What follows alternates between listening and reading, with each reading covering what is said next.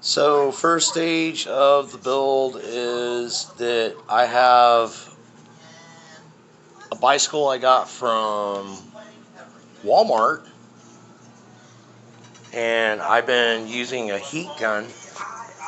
Where is it? Heat gun to heat up the stickers and peel them off. I still have a couple more stickers, a couple more, but there's all the old stickers right there.